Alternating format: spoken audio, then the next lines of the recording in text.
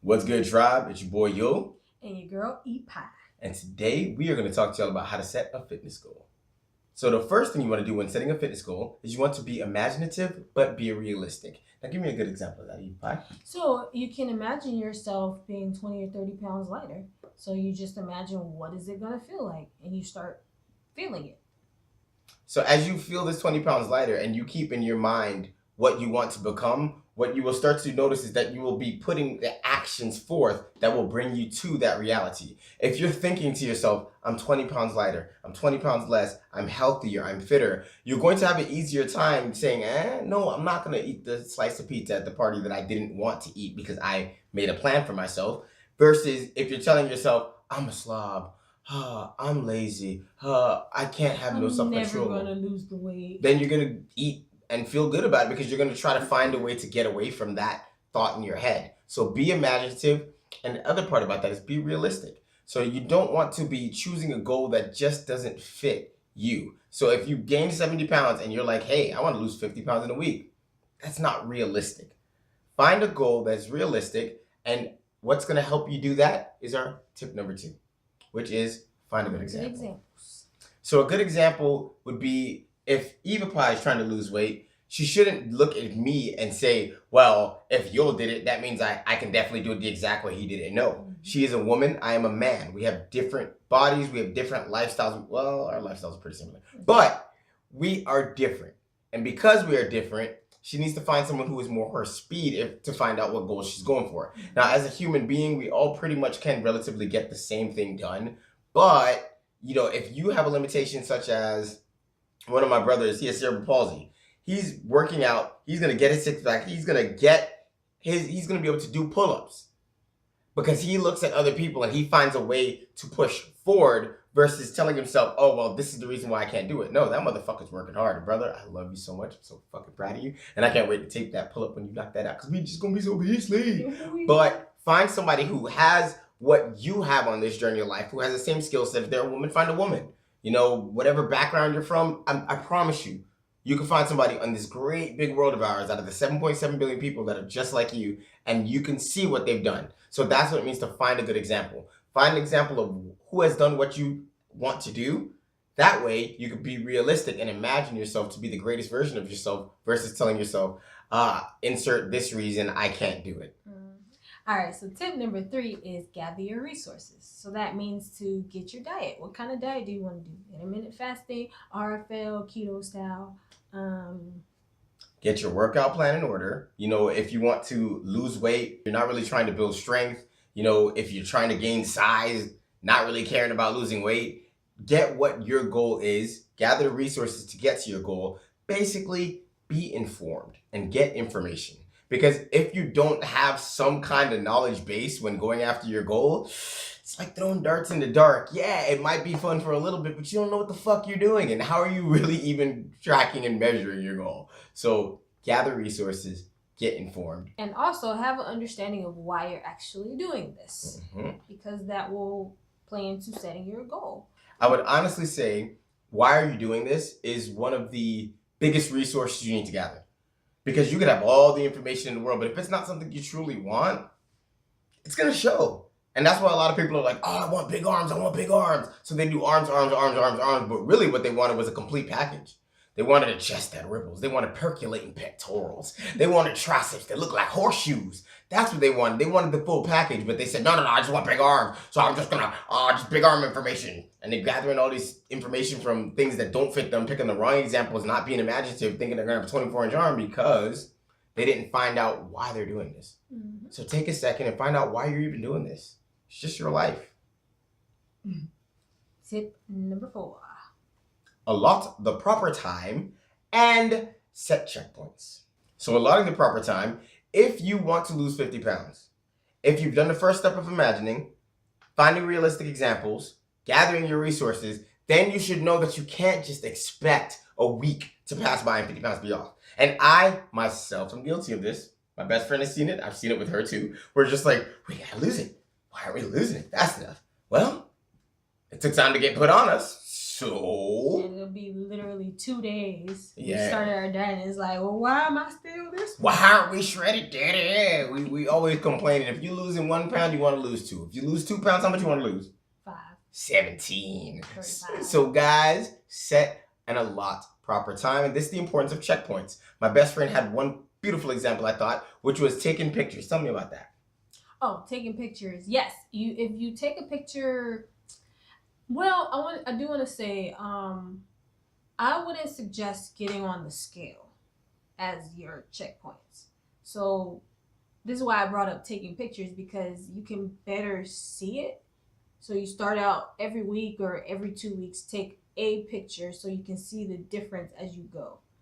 Well, the scale is a good tool, and we abuse the scale, even though nowadays you don't be stepping on it as much. I don't be stepping on it as much, but we used to step on it all the time in the past. But that's the thing, you don't want to become neurotic, and it's very easy to step on the scale and be like, 3 weeks have passed by and nothing has happened. Well, take measurements and you'll see that your arms might have grown, your waist might have went down. If your waist goes down and the weight stays the same, you built muscle and lost fat. That's awesome. Why I'm suggesting don't use the scale though, because it does make people neurotic or whatever. But if you have control. If you have control, but you get to that point. But even like you said, we have like body dysmorphia. Like, so use multiple tools, guys.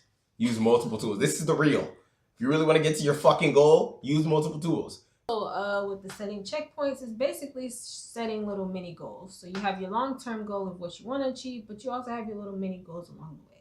Yep. So you lose that pound, celebrate. You lose half a pound, celebrate. You lose an inch on your waist or your thighs, celebrate. Don't over-celebrate though. Don't celebrate. We ain't talking about with food. We talking about celebrate in your mind and know that you're getting closer. Let's just be realistic. You know, some people, they like, I lost this much so I can eat the whole house. And it's like, yeah, I got a bag of chocolate in the freezer right now. And I was like, I'm going to portion it. Knowing damn well I wasn't going to portion it. But guess what?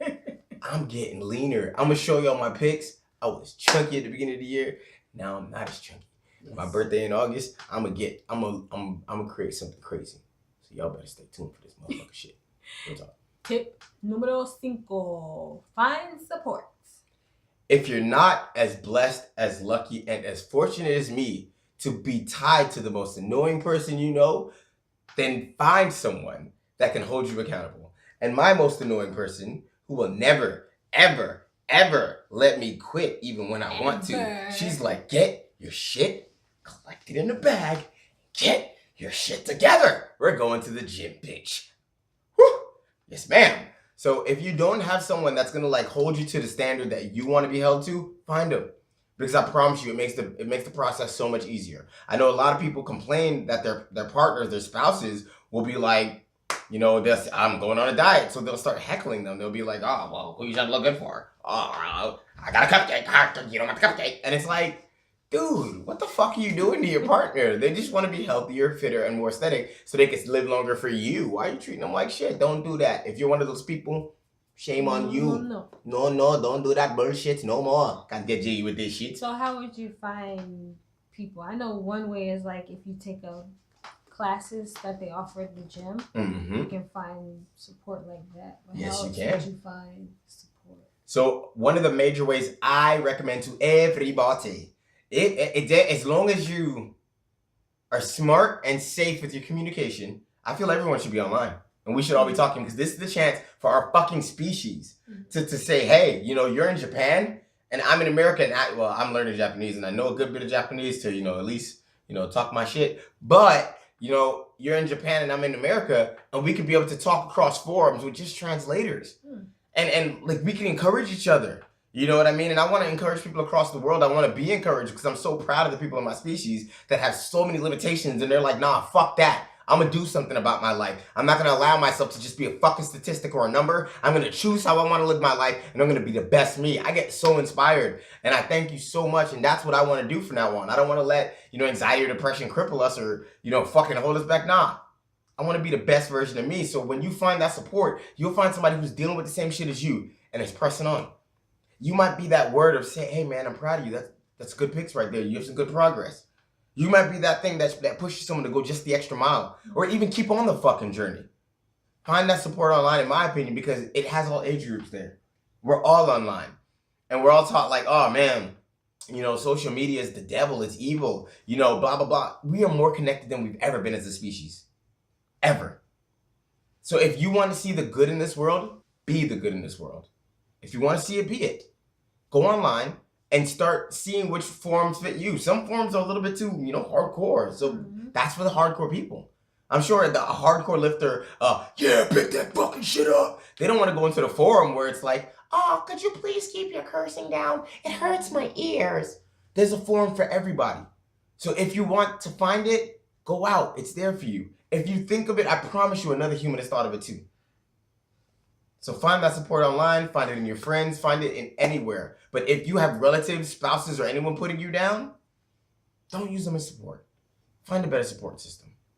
Also, you can support yourself by having positive affirmations and positive self-talks. Yes. Cut out all that negative self-talk. I can't do it. Replace that with I can, I will, I am. Yes. So even if you feel like you're looking in the mirror and you're just like, I'm disgusting. Tell yourself the universe doesn't make fucking mistakes. Every atom that is made in your body took this earth 4.5 billion years to spin to create for you. If you don't like how it looks, do something about it.